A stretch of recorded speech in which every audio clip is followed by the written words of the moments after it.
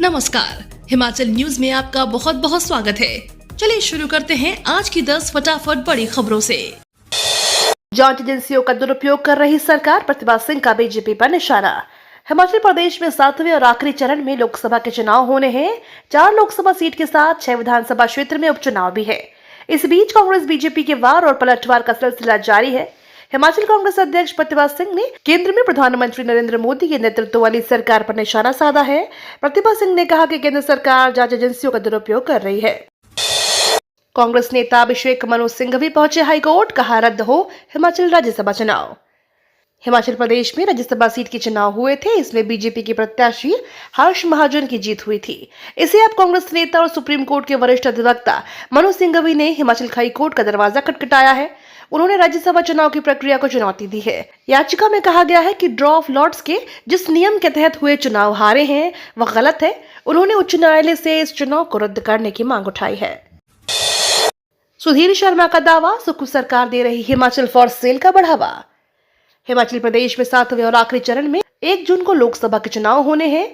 प्रदेश की 4 सीटों के अलावा 6 विधानसभा क्षेत्रों में उपचुनाव होने हैं।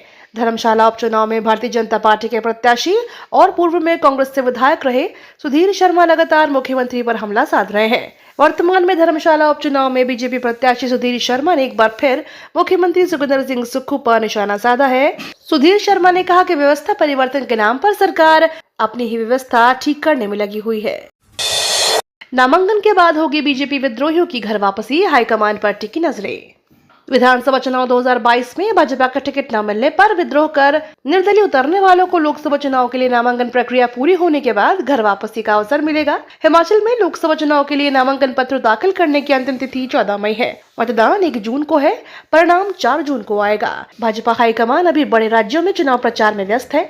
ऐसे में विदेश में विद्रोहियों की वापसी का मामला फिलहाल कुछ समय के लिए लटक गया है। हिमाचल के चुनावी अंगना में कंगना की खनक, बॉलीवुड क्वीन ने हैक कर लिया प्रचार। हिमाचल में मंडी सीट से भाजपा ने पहली बार किसी महिला को टिकट दिया है। महिला प्रत्याशी भी वो जिसे देश बॉलीवुड क्वीन के रूप में जानता है। हिमाचल से पहली बार सिने जगत का कोई बड़ा नाम लोकसभा चुनाव में है। ऐसे में जाहिर है कि सारा फोकस ग्लैमरस सीट पर हो गया है। हालांकि बीजेपी ने हिमाचल में 4 सीटों पर प्रत्याशी एक साथ मैदान में उतार दिए, लेकिन सबसे अधिक चर्चा कंगना रनौत के नाम की हो रही है। एक तरह से कहा जाए तो हिमाचल के चुनावी अंगना में कंगना के नाम की खनक है। जयराम ठाकुर बोले, झूठा है कांग्रेस का घोषणा पत्र। नेता प्रतिपक्ष जयराम ठाकुर ने कहा कि लोकसभा चुनाव के लिए कांग्रेस द्वारा जारी किया गया घोषणा पत्र सिर्फ झूठ का एक पुलिंदा है। हिमाचल प्रदेश के विधानसभा चुनाव के समय भी कांग्रेस पार्टी द्वारा 10 गारंटियां देने के साथ साथ एक घोषणा पत्र भी जारी किया था। इस घोषणा पत्र में कांग्रेस द्वारा बड़ी बड़ी बातें की गई थी, लेकिन चुनाव जीतने के बाद अब हिमाचल में कांग्रेस की सरकार बनी तो मुख्यमंत्री विधानसभा के अंदर ही अपनी पार्टी द्वारा दी गई गारंटियों से साफ मुकर गए। उपचुनाव जीतने को कांग्रेस ने बनाई टीम। कांग्रेस ने विधानसभा उपचुनाव की किलेबंदी शुरू कर दी है। 7 मंत्रियों को 6 विधानसभा क्षेत्रों में तैनात किया गया है। इनके साथ 27 अन्य पदाधिकारियों को जोड़ा गया है, जो आगामी दिनों में सभी विधानसभा क्षेत्रों में पार्टी को जीत दिलवाने के लिए प्रयास करेंगे। सीपीएस विधायक और अध्यक्षों को प्रचार की जिम्मेदारी सौंपी गई है। हर टीम में 4 से 5 पदाधिकारी प्रचार की कमान संभालेंगे। प्रदेश अध्यक्ष प्रतिभा सिंह ने इस संबंध में आदेश जारी किए हैं। मंत्री विक्रमादित्य ने कंगना रनौत को घेरा, लिखा, हिमाचल देवी देवताओं की पवित्र जगह। हिमाचल की कांग्रेस सरकार में पीडब्ल्यूडी मंत्री विक्रमादित्य सिंह ने कंगना रनौत को बीफ खाने के पुराने बयान पर घेरा है। विक्रमादित्य ने कंगना का नाम लिए बगैर सोशल मीडिया पर लिखा, हिमाचल देवी देवताओं का पवित्र स्थल है, देवभूमि है, जहां गौमांस का सेवन करने वाले चुनाव लड़े, यह हमारी संस्कृति के लिए चिंता का विषय है, जिसका राजनीति से कोई सरोकार नहीं है। बॉलीवुड की क्वीन कंगना रनौत को भाजपा ने मंडी से कैंडिडेट बनाया है। हिमाचल में 3 दिन मौसम साफ, 10 अप्रैल से फिर बिगड़ने के आसार। हिमाचल प्रदेश में 3 दिनों तक मौसम साफ रहने के आसार है। मौसम विज्ञान केंद्र शिमला के अनुसार राज्य के सभी भागों में 9 अप्रैल तक मौसम साफ रहने की संभावना है। 10 से 12 अप्रैल तक कई भागों में बारिश बर्फबारी का पूर्वानुमान है। पश्चिमी विक्षोभ की सक्रियता से मौसम में यह बदलाव आने की संभावना है। वहीं शनिवार को प्रदेश की राजधानी शिमला व अन्य भागों में दिन भर धूप खिली रही। चटक धूप खिलने से मैदानी इलाकों में पारा चढ़ने लगा है। हिमाचल में इस महीने से आएगी टूरिस्ट की बहार, बढ़ेगी पर्यटकों की संख्या।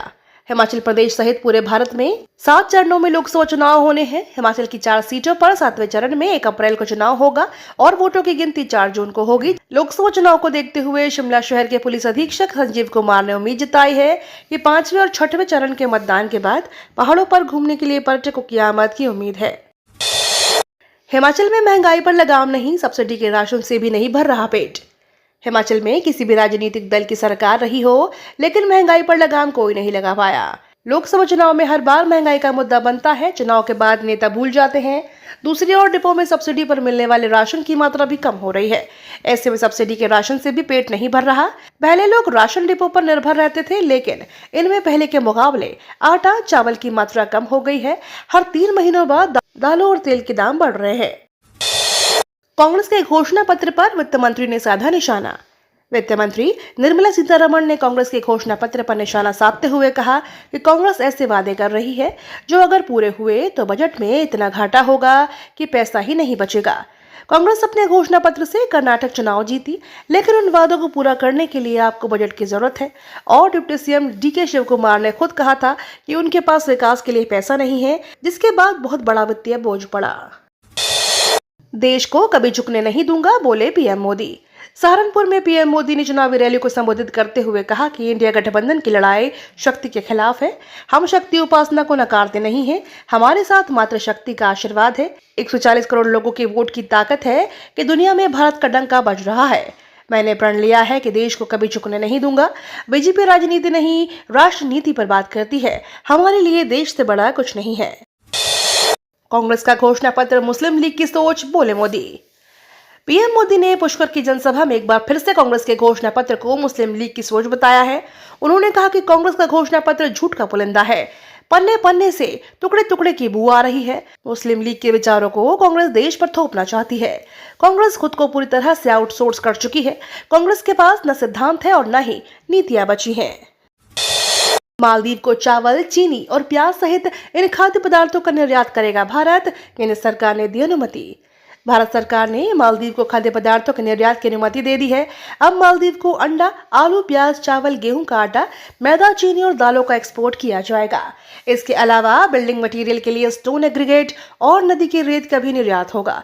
खास बात यह है, खाद्य पदार्थों के साथ बिल्डिंग मटेरियल के निर्यात के लिए सीमा भी निर्धारित की गई है। कहा जा रहा है कि दोनों देशों के बीच द्विपक्षीय व्यापार समझौते के तहत वित्तीय वर्ष 2024-25 के लिए सिर्फ निर्यात की अनुमति दी गई है। ये तो थी आज की 10 बड़ी खबरें। डेली खबरों से अपडेट रहने के लिए चैनल को सब्सक्राइब करना बिल्कुल ना भूलें।